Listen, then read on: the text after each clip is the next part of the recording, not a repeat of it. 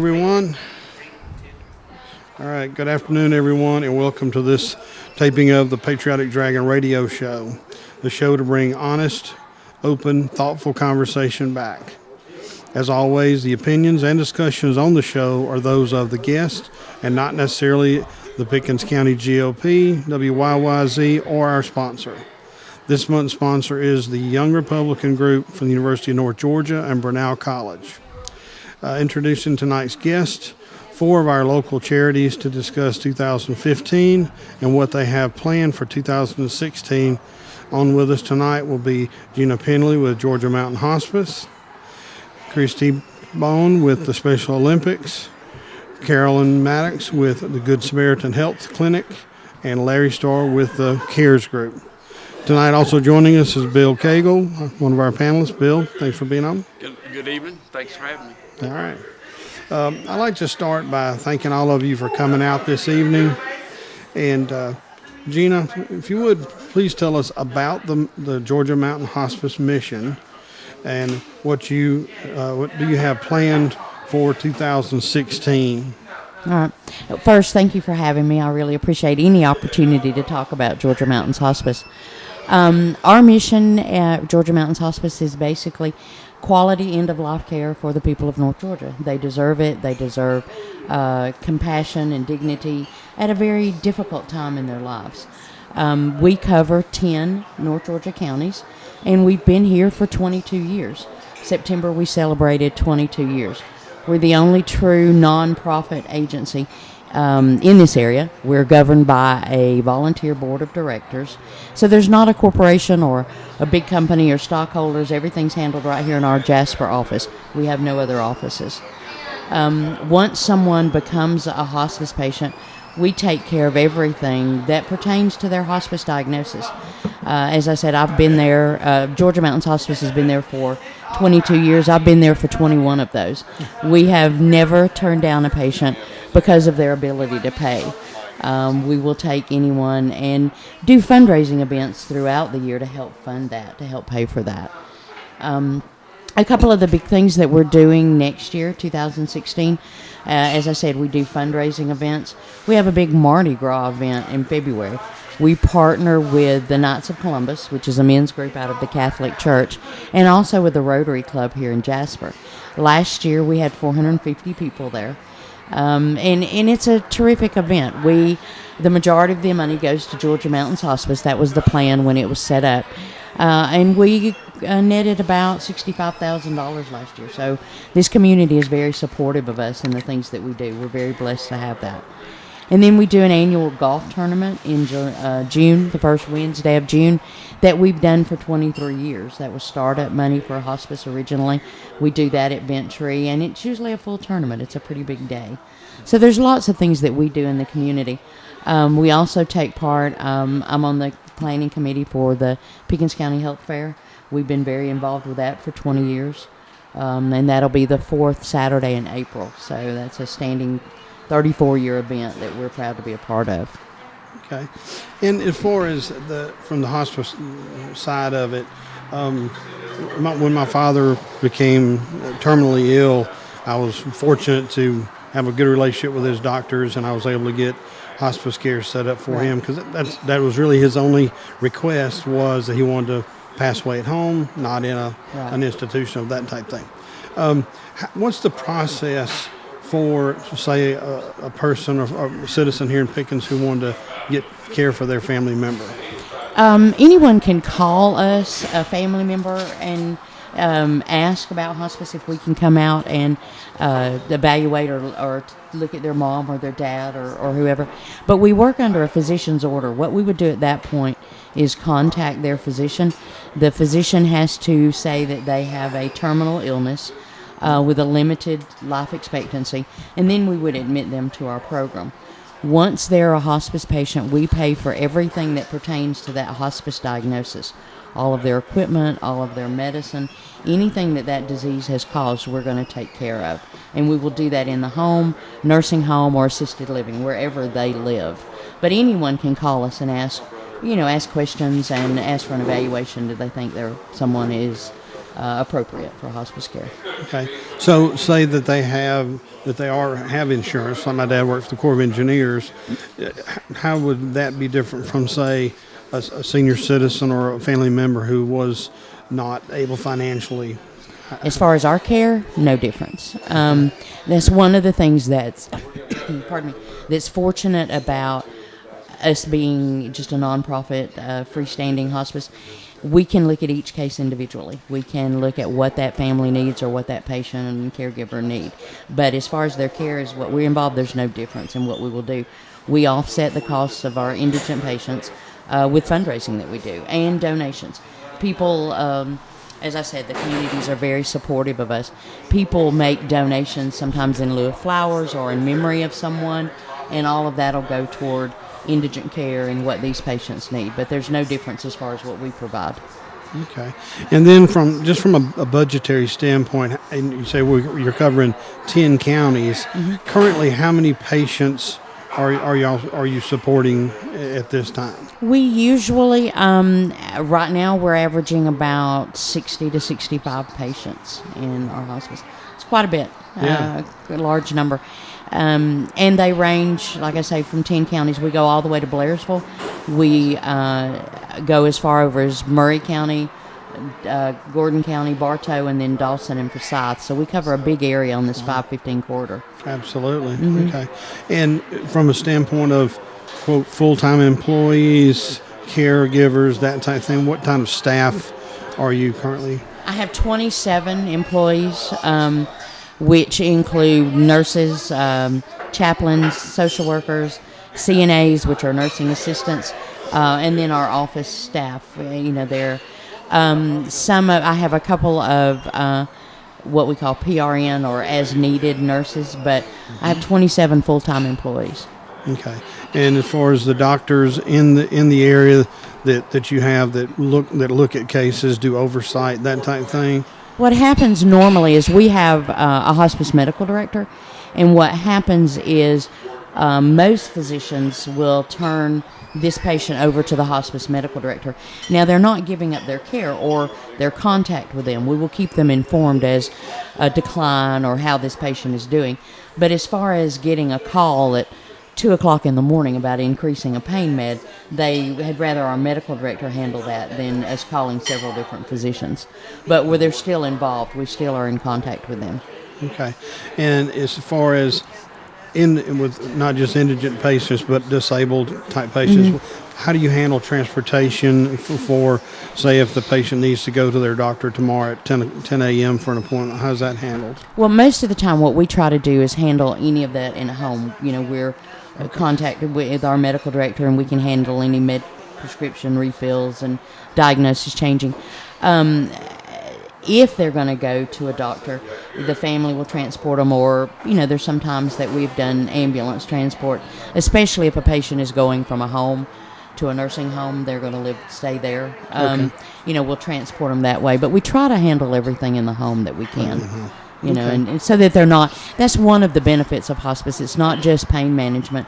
It's not just taking care of their needs in the home. It's keeping them from having to spend the time that they've got left sitting for a couple hours in doctor's offices every week. Yeah. So we try to manage that in the home. Veterans, we're very passionate about our veterans. We are the only hospice in this North Georgia area from Cherokee County northward that has a contract with the VA. We've had a contract with the VA for 12 years. So any patient coming out of the VA hospital, out of their palliative care program, come to us. And then if it's not in our service area, we'll forward them on. But we work very close with the VA. Great. Bill, anything you'd like to ask? Or? Well, I can't speak enough for Gina and the Georgia Mountain Hospice. I know from firsthand experience, 2 years ago, my mom, about to this date, was put on hospice for the last 3 months. She was alive, and they did an outstanding job. The compassion, the concern, the care, you name it. They were there, and just the utmost professionalism, concern, genuine. I can't speak enough for them, and they're one of my very favorite local charities. So. And I appreciate that very much. Hospice is not a job. It's not an 8 to 5 job. I mean, these patients need things. You may make a visit in the day and then something happens and we may have to go back at 6 o'clock. We never close. We have an on-call staff that starts at 5 o'clock every day till 8 o'clock every morning. Christmas, New Year's, I mean, we never close. So it's not just you start to work at 8 and you get off at 5. It doesn't work that way. I've got a poster that says it's a calling, it's not a job, and I truly believe that. I would agree with that wholeheartedly. I mean, like I said, I saw it firsthand experience from the nurses to the chaplain that I saw on numerous occasions was Roland. Wonderful guy, super caring. The whole staff, I just can't speak enough for them. So, I mean, just fabulous. I know the experience with my father. I had actually, once I got him in the care and after he passed away, I was traveling at the time. I was still in the military, so it was a tough situation for me to be in Afghanistan or in Turkey and that type of thing. But when I came home for his funeral, there were 2 of the ladies who had cared for him who were at his funeral, and that speaks volumes. We kind of adopt families. I mean, I have a pet from a hospice patient. There's other ones that do.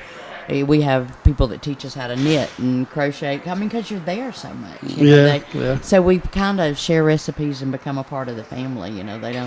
They don't really think of us as guests anymore. Yep, good deal. All right. Well, thank you, Gina. Thank you for the good information. And just for anybody that's listening, you still have time.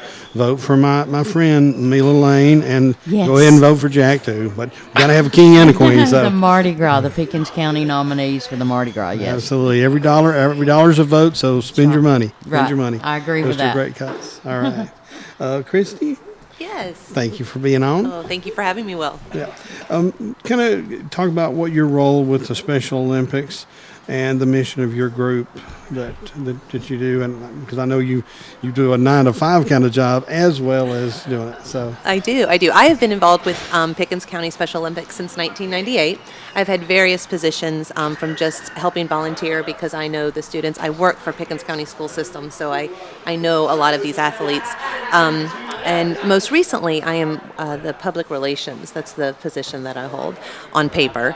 We don't have a very big committee because we're not a huge committee in Pickens County, but so I help a lot with the coordinating and stuff. Sam Wigington is actually the person on paper that is our coordinator. But our mission is to provide year-round sports training and athletic competition in a variety of Olympic-type sports for all children and adults with intellectual disabilities. And I think that's something that is misunderstood a little bit with Special Olympics is that it is for children and adults with intellectual disabilities. I think a lot of people think that it's just for athletes that have a physical impairment. So that's something that we would like. It's really a community activity. It's not, I think in Pickens County for so long it's been something that the school system has kind of taken the lead in, but really we would love for the community to just, our parks and recreation and stuff to kind of help to make it bigger. We would love to have a bigger, so our events could be more, but we do.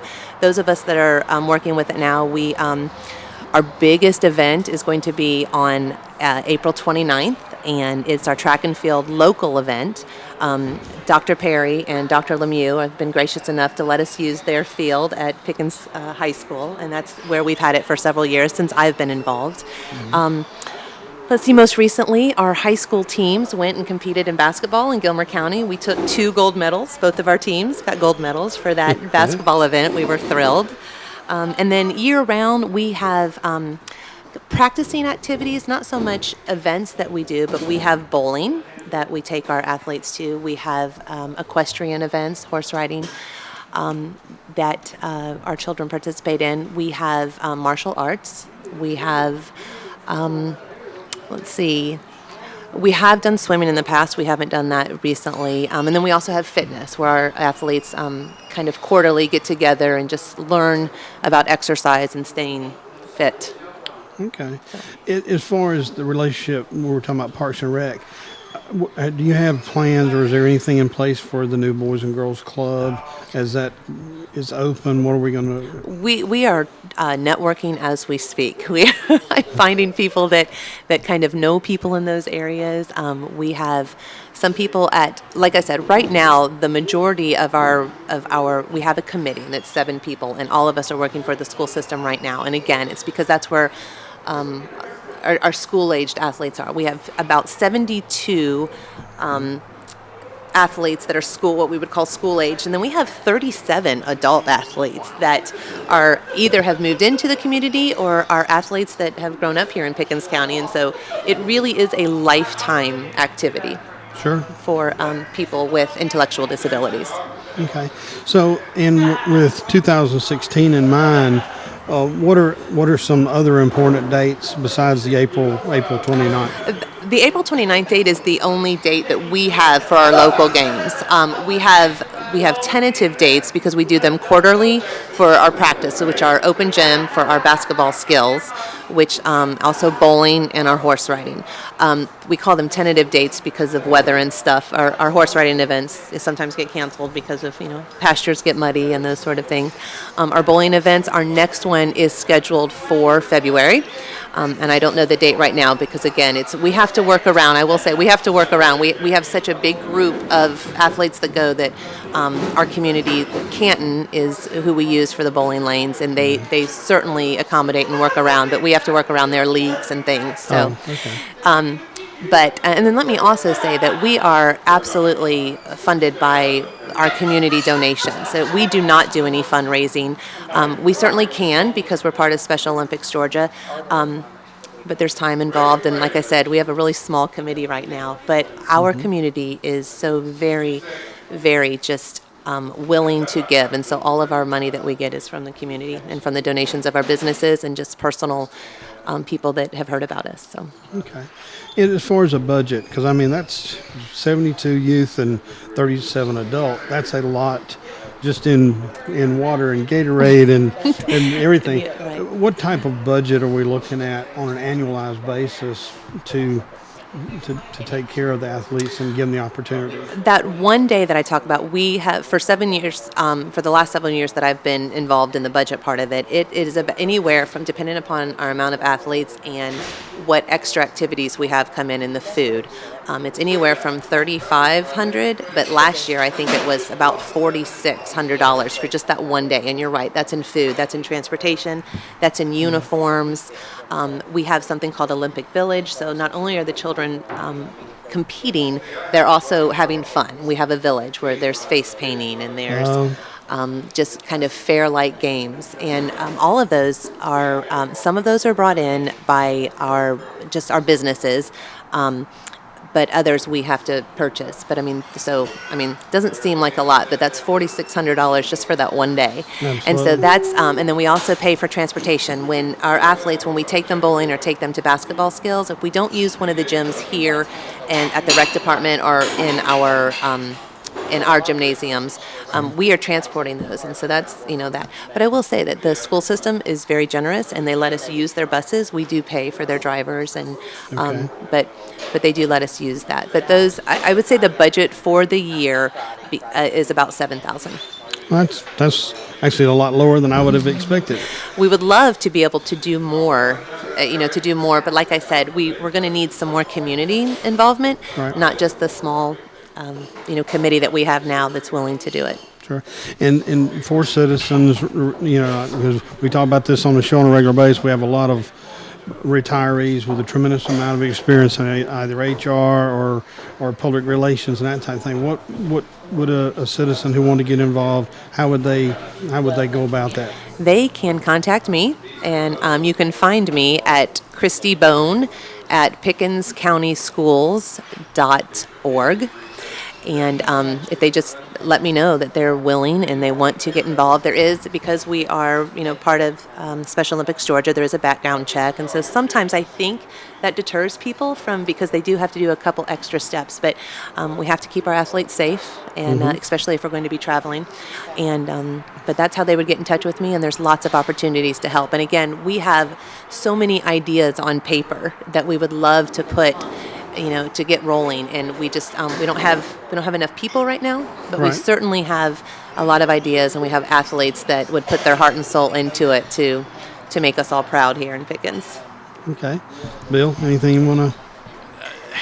I think it's wonderful that y'all are here and do this. I remember as a kid growing up playing sports and what have you. There's nothing more thrilling for an athlete than to have a game-winning score, or in my case, a couple of game-winning blocks. I played offensive line.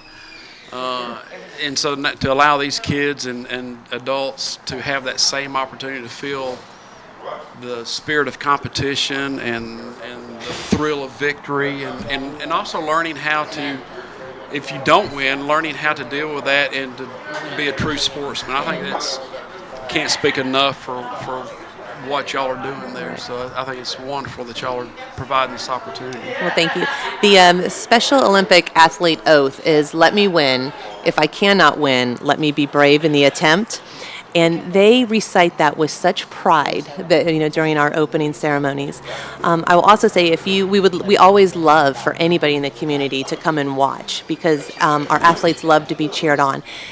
If you have never seen a Special Olympic athlete receive an award, and I don't care if it's bronze or silver or gold, it is the most wonderful. You get such a joy out of. They are so very excited and so very just thrilled with what they've been allowed to do. And I will just plug for the other young people that are here in Pickens County. We have a partners club at the high school and also at some of the middle schools and even some of the elementary schools. But they come for our local game. And we have parents contact us after every single one of our local games to tell us that their peers, so these partners, what they got out of it and how much they enjoyed just being with their athlete. So we pair up an athlete with a partner for that entire day just to help them get to their events. That's real good. And I have parents contact me every year to tell me what an amazing experience it was for their child. So it's really a wonderful way for friendships to be made and continuing friendships. I mean, things that we see them talking in the halls for years and years and years. We also have partners request athletes, for year after year, saying, "Oh, I want to be their partner again." So it's a very heartwarming thing to be a part of. What was that motto again? Y'all have them remember or recite? Their oath? Yeah, it's oath. Let me win. If I cannot win, let me be brave in the attempt.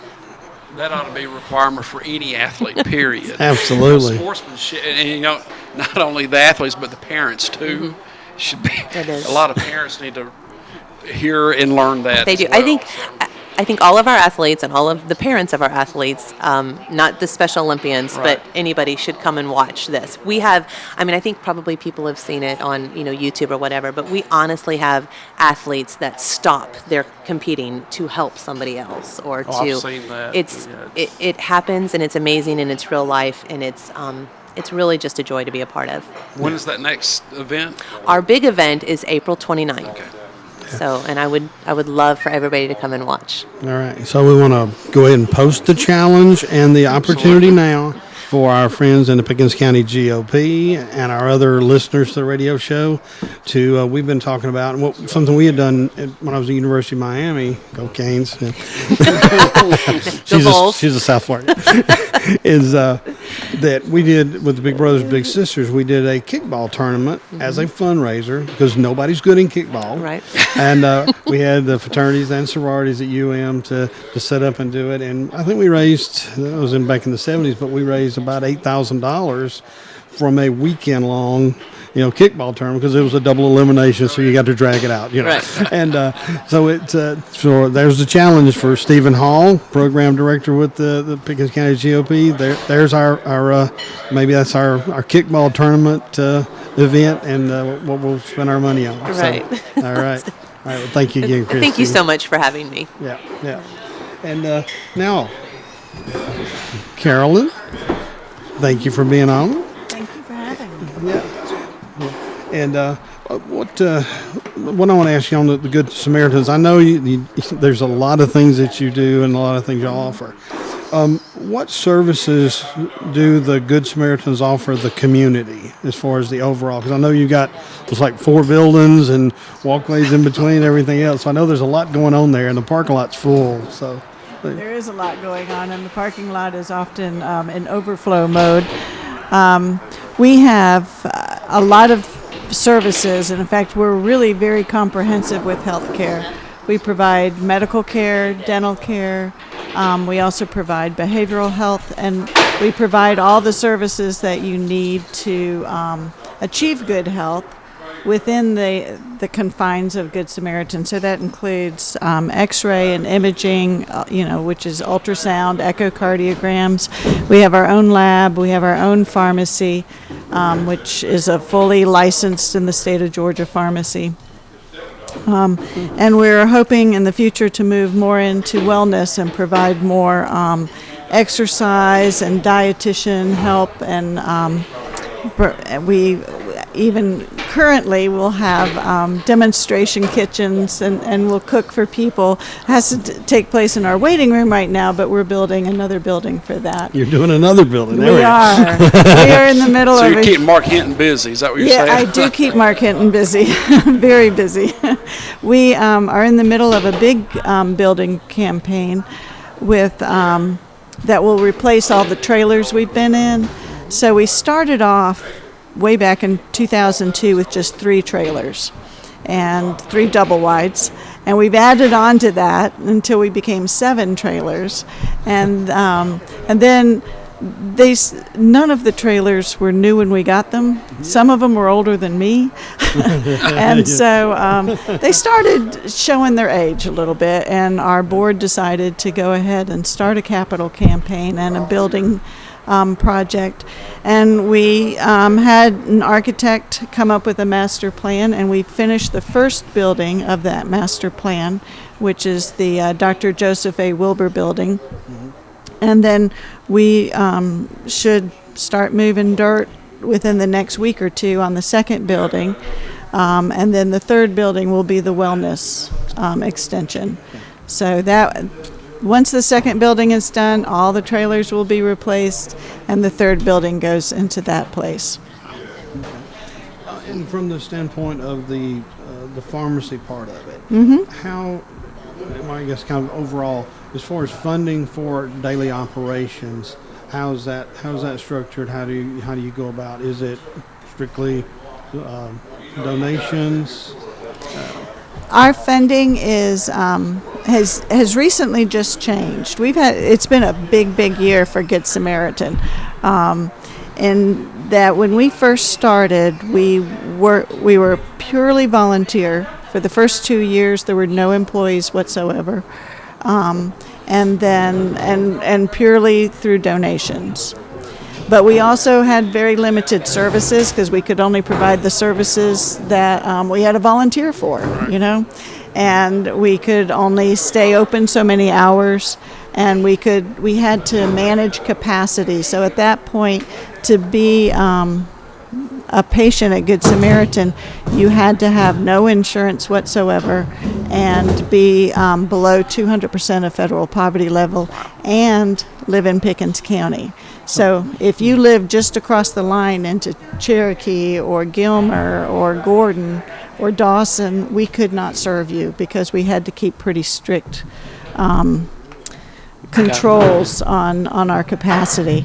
So, but we've moved beyond that. We've grown a little bit through the years, and then this year we actually became designated a community health center. And with that designation, that came with a rather large grant, and that allows us to hire people, and that allowed us to expand both our services, our hours, and who we serve. So it's been a very exciting time at Good Samaritan. Sometimes a little overwhelming, but we're continuing to grow and to move toward our goal of providing comprehensive health care to anybody who needs it, and also actually raising the bar a little bit with health care in the community. So we partner with the health department, with the hospital. I'd love to partner more with the hospice. We also partner with a lot of the other healthcare providers in the area in order to both better coordinate care and to make sure that people get fully comprehensive care. Our goal, ultimately, is to raise the health care of the whole population of the community. On kind of back to the pharmacy side, this is something that's kind of near and dear to my heart and from a legislative standpoint. So, Rick, I know you listen to the show, so make this note. There's been an issue, and I don't know how you do it with pharmaceuticals, with pharmacies, hospitals, that type of thing. Once prescriptions are out of date, of not being able to reuse those, they have to be basically destroyed. Right. The pharmaceuticals that you're purchasing, you're having to buy those at a wholesale, just like Jack Dunn's was with Jasper Drugs or anything else. Is that how it's done, or do you get any kind of a break as far as that because you are? We do get a break. Okay. And that's a program that actually will be starting in 2016 for us. We have access to what is called the 340B pharmacy program, which is a pharmacy program provided by the government for government entities and government-funded entities, as well as hospitals, in order to provide pharmaceuticals to people who are below poverty level. Okay. And so we will be able to buy our medications at a significantly reduced price. Okay. Literally a tenth of the wholesale price, Fantastic. which is what we've been having to pay, is Yeah, the I mean, wholesale that's- price.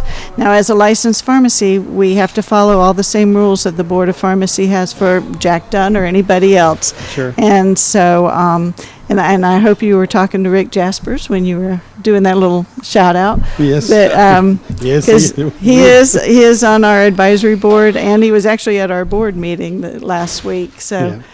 He's been very, very helpful with a lot of the issues we've had to deal with, and that's a sticky thing because you want to protect the safety of patients, but you also want to do it in a way that doesn't increase the cost of health care. Absolutely. We have a triple aim that our strategic plan is based on, which is to increase access, to increase quality, and to lower the cost of health care.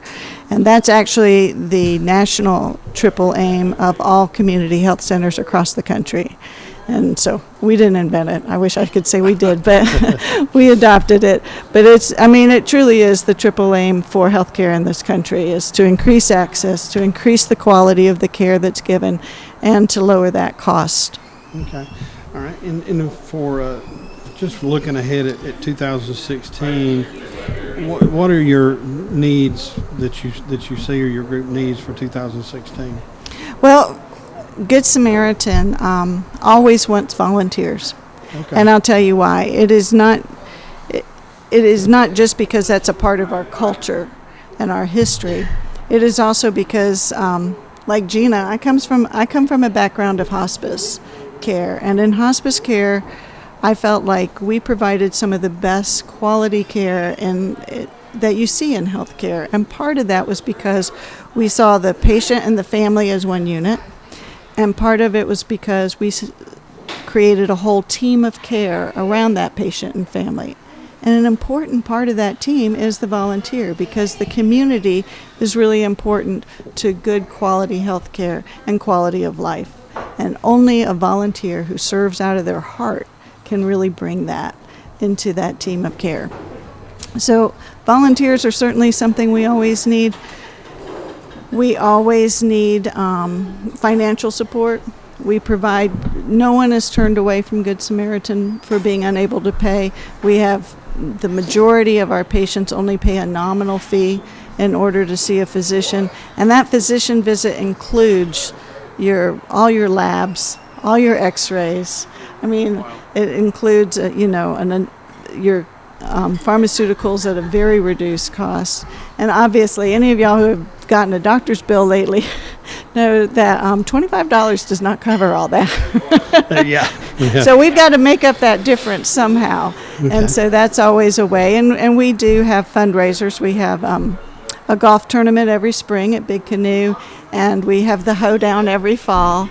And that has been at the Low Barn, which has been wonderful. And we just we have a good time raising the money and reaching out and working with the community.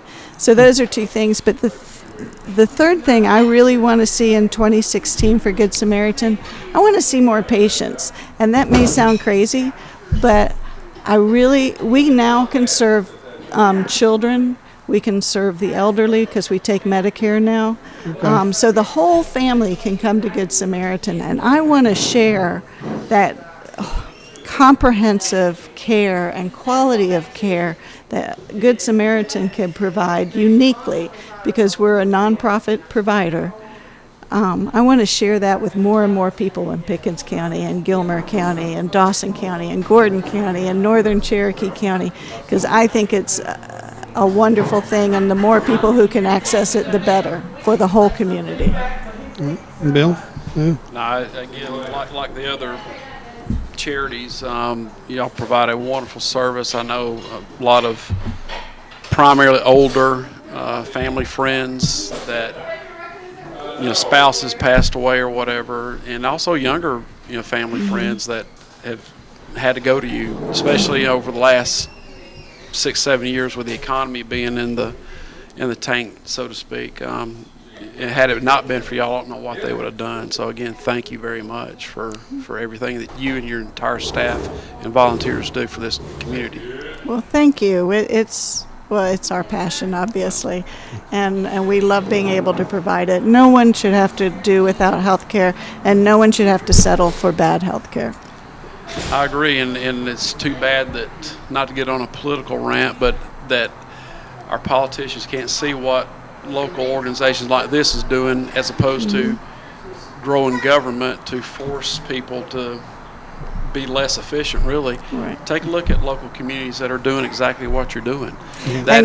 That is what healthcare is all about, right. Or should be all about. Well, and community health centers they're 50 years old this year. They were started in the 60s, and they are that perfect private-public partnership, and because they're community governed, community run, our volunteer board has to come from the community and has to be a majority of people who use our services, actually. So in the state of Georgia, we have 34 community health centers. They cover 109 counties. Wow. And I think that you're right. I think that's the future of good health care. So our neighboring counties, people can come to you as well now? Yes. As long as they meet the financial threshold of... Well, anyone can come. To qualify for the sliding fee scale, though, you have to be below 200%. Okay. All right. Okay. Good. All right. Well, thank you again. Thank you. Very good. Gina. Thank you so much. All right. Larry. Yes. All right. Thank you for being on. Really appreciate you coming on to share with us. If you would, just how does the CARES, I mean, I know to a certain degree, but I'm sure I know only a small fraction, but how does CARES impact our local community? So. Well, I appreciate you inviting me to be here for this radio thing. And I am Larry Starr, the director of CARES. I'd first like just to read us our mission statement. It's the mission of CARES to provide food and essential non-food items, temporary financial assistance, supplemental financing for education, and resource counseling for those in need residing in Pickens County, Georgia. Anyone who is placed in a difficult situation due to illness, accident, or any misfortune that causes them to be in temporary emergency need of the basic essentials of living is welcome to be a recipient. It is our devout hope that those who receive these goods and services will be strengthened in body and spirit. CARES has been in existence since June of '97, first as the community food pantry, started out of the Episcopal Church of the Holy Family, and became a 501c3 and a nonprofit corporation of the state of Georgia in May of '04, and moved into our new facility in 2006. And impacting our community, we have grown fortunately for the citizens, unfortunately that there's so many people in need. A lot. When we left the Episcopal Church, we were serving food to 90 families per week, and it's grown to that in the last 2 years we're serving 193 families per week. We started an emergency and temporary financial assistance program in '98, and we have providing those finances to try to prevent people from becoming homeless. We provide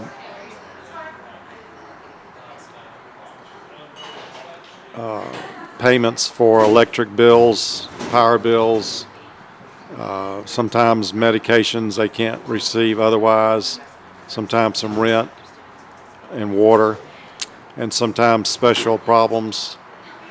We are helping about 300 families per year. People can come to us on the first, third, and fourth Friday mornings from 8:30 to about 10:30.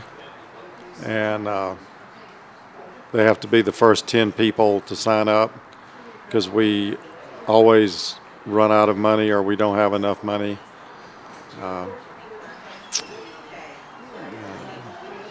We are probably going to do about $70,000 for financial assistance this fiscal year. We also started counseling with all of our clients in 98, 99, and have been doing that since. We're working with them to determine what their problems are and then trying to get them to agree and buy into what they need to do in their lives to have to no longer come to a food pantry. And we've been somewhat successful in that. You're never going to be 100% successful because people still have their choice in America. Thank goodness. Yeah. Despite some things that's happening. Yeah. In 2006, almost 6 years ago, we started what we called temporary transportation and child care assistance for education. We call it the TCC program. What we're doing is we're providing to our clients child care and or gasoline or MARTA transportation so that our clients can go back to school to get their GED or technical training or college education. And in these 6 years, we've helped approximately 260 clients. Wow. And it's cost about $110,000. This has been a fantastic program. It has really helped bring people out of their poverty to be educated enough to where they can get the better job. Sure. So those are the main ways that we've impacted the community in Pickens County. And as far as from a standpoint of fundraisers or events, what do you have planned in your calendar for 2016 where people can be a part of it, that type of thing? Yeah. We have the very popular Taste of Pickens that we have on the second Saturday of November every year, presently at the Chattahoochee Technical College large room. We had a very successful one this past November. We raised $5,000 or $6,000. We had almost 20 restaurants. We had auctions and prizes, and everybody had a great time, some great food. The restaurants provide all the food for free and serve it. So they get advertising of their own special foods, and the people have a great time, and CARES benefits, and the poor people of community too. Okay. And from a standpoint of an annual budget, what kind of an annual budget do you normally run, or is an ideal situation? I know we can never have enough for what we would like to do, but from a number standpoint there. The last couple of years, we've taken in about $247,000 a year. I think a lot of people may think we're a very small food pantry that doesn't cost much to run. But if you're thinking every 193 families, that's that's a big number. And from a standpoint of if somebody wanted to donate specifically with the holiday season and this time of the year to take care of a family, say of 4, what dollar amount would give sustenance to a family of that size through your organization?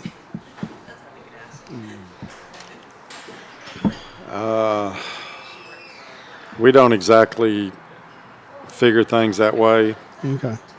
We can buy food from the Atlanta Food Bank for 16 cents a pound. Okay. And then we have many people that give us food. Mm-hmm. The schools have a big food drive that they just completed, where all the schools raised about 8,000 pounds of food. We received the post office stamp out program food in the first Saturday of May.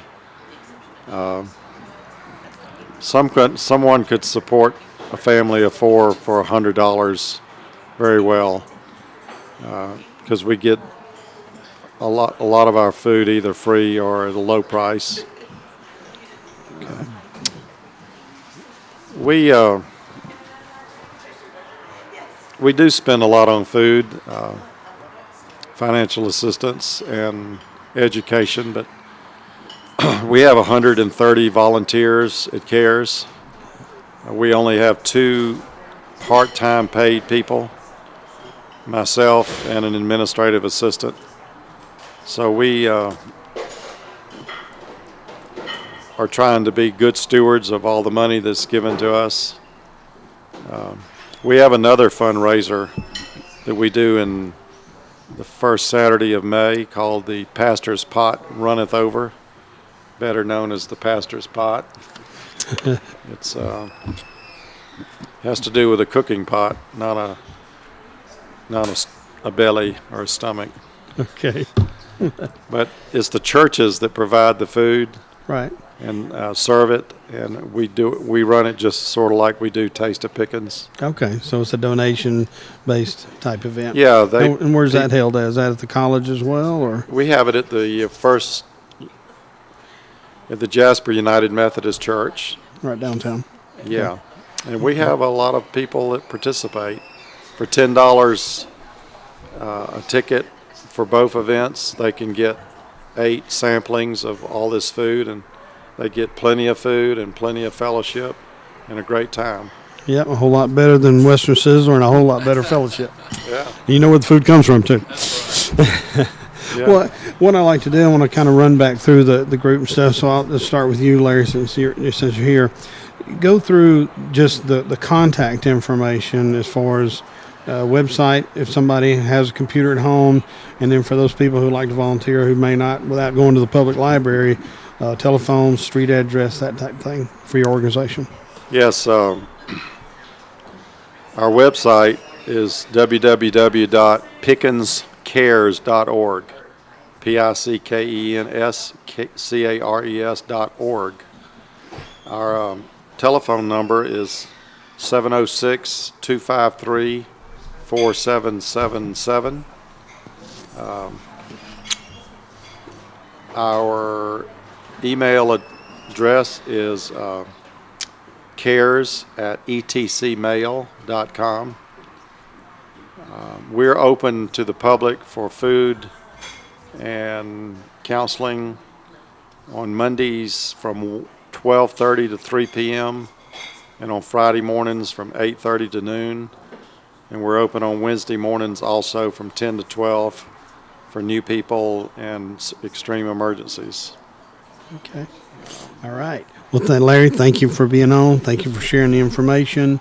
And we hope you have another great 2016. Thank you for what you do in the community. We're looking forward to that, and I would like to wish you and all in the audience a very Merry Christmas and a blessed New Year. Thank you. Thank you. You're welcome. All right. Gina, kind of the same question, if you would, just kind of run down the website, email, phone numbers, best way for people Best way to contact. Well, we're Georgia Mountains Hospice. The website is www.georgiamountainshospice.org. Our telephone number locally is 706-253-4100. We have an 800 number, 800-692-7199. I have an email. I'm not opposed to giving it. I hope anybody will contact us with any questions, volunteering, whatever they would like to do. But my email is gpendley200@loj.com. So thank you so much for having me here Well, tonight. thank you for being on and sharing the information for the community. Thank you for all your good work. Didn't realize that we read so much of the mountains. I thought it was. Yeah. So that's good information for our listeners in the other areas to hear about. Thank you. Thank you, Gina. Now, Carole, thank you. Yes. Tell us, kind of give us the rundown as far as the information on your website, phone numbers, address, that type of thing and stuff. Okay. Too. Well, we are located right next to the Pickens County Health Department. That's 175 Samaritan Drive. Excuse me. And the phone number is 706-253-4673. We're open Monday through Friday. Right now we're open 8:30 to 5, but early in 2016 I expect to add evening hours, probably Thursday evening, for people who work or need care after hours, which a lot of us do. Okay. Our website is www.goodsamhwc.org, and we also have a Facebook page that is kept up a lot. And I encourage anybody who has any question about care or about access or just about health care in the area to give us a call. I don't mind talking to anybody, and I'd much rather give the right information than hear the wrong information from somebody else. Okay. All right. Well, again, thank you for all you do. Thank you for being on the show and sharing the information with us. Same thing. I knew that some of the services that you offered, but the volume of what you're doing now, and congratulations on the certifications and being able to buy the pharmaceuticals for probably what it costs to make them, which is a good thing. That's a very good thing. Because I don't think Big Pharma loses money. They're kind of like insurance companies. I think they always do okay. I'm not selling my stock. Yeah, I hear you. Thank you very much for having me. Thank you.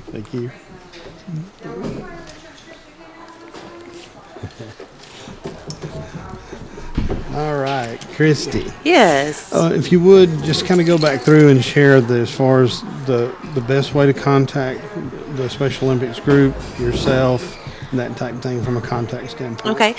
The best way to get in touch with us would be to email me, and that is Kristy Bone, and I'm going to spell that so it's KRISTYBONE at pickenscountyschools.org. And so that would be the best way to get in touch with me, and I would love for anybody to. And do our Special Olympics here in Pickens, you have a Facebook? We do not have a Facebook that I know of. All right, I mean, that's an idea. So Shane, We do. So Shane Neighbors, I know you listen. you want something for a write-off, while you're doing one for pay, come and do one that you need to do for free. That would be awesome. I need to. Twitter, Facebook. Yes, Yeah, I need to. I would have to look into just to make sure that safety of our athletes is the most important thing to us to make sure. But that would be an idea to get people to do that. And then certainly our dates would be on there if we had something like that. I could, if somebody was interested in volunteering, that I would be able to be more specific about dates and where we were going to be and what activity we were doing. Sure. So. Okay. And for all of our regular listeners, that Bill and I both know that if you have your Georgia gun permit that Bill and I have, then that probably takes care of, and Kristy has as well, and it probably will go a long ways toward that background check that you need to have to volunteer. Exactly. Yes, it does. So, right. Well, but thank you again for having us. Oh, thank you for coming on. Thank you for all your good work, and because I know it is a passion, not a job. It is a passion, not a job, and it's one of the favorite things that I do throughout the year. All right, and just to cover a couple of other things, because we are getting ready to come into the tax season, and we're going to have either Sean McNeil or Stephanie on from the H&R Block office to talk about tax preparedness and that type of thing. This is the time of the year to look at your charitable donations that are tax deductible. It's a perfect time if you've got a parent or you've got a trust or estate that you're looking at dispensation on some of those funds and what to do with those. It's a perfect time to make those type donations as well. So, and we'll be January. We're going to do 2 different financial shows, one on taxes and then one on estate planning, IRAs, and that type of thing. Just to touch base on some of our upcoming shows and events, next Tuesday, December 29th, the show will have Dr. Bert Lossman on to discuss the upcoming 2016 election year and his in-depth analysis of the candidates and where they really stand on the important issues. Look forward to having the doctor on. It was always entertaining and always informative. And then early in January, we're going to have Sam Wheeler and Grant Waldrop from the Georgia DOT on the show to talk about some of the road improvements that are planned for here in Pickens County. One right there in your neck of the woods with the high school with the possible roundabout there on Dragon Drive. And also the Antioch Church crossover death trap on 515 North, looking at what's called an R-cut or restricted crossover transition. They will be having some additional public forums on those. I went to one at the administrative building, very informative, that type of thing. So look in the progress for those upcoming events and make sure you get out there and learn more about it. Looking forward to having them on, because I think people in Pickens are going to be startled at the statistics of the accidents ratio per 10,000 cars versus, we always think about Atlanta being 285 being the worst interchange rated this past week as the worst interchange in the entire U.S. But we've got some in our county, and we're having the opportunity to address those. So we're looking forward to having them on the show. And then again, upcoming events for the GOP is our February 27th, 2016 Sock Ops at Chattahoochee Tech. Looking forward to having that group in. With partial funding from that going to our Pickens County charity groups, as well as our scholarships for 2016 graduates from Pickens High. So, Bill, as always, thank you for being on. Thanks for having me. Yeah, and Merry Christmas to you. Merry Christmas to everybody, and Happy New Year. Yeah. All right. With that, we're going to sign off, and thank you for being on. Matt Youngblood, thank you with WYYZ for hosting the show, and we'll call it a night. Merry Christmas to all.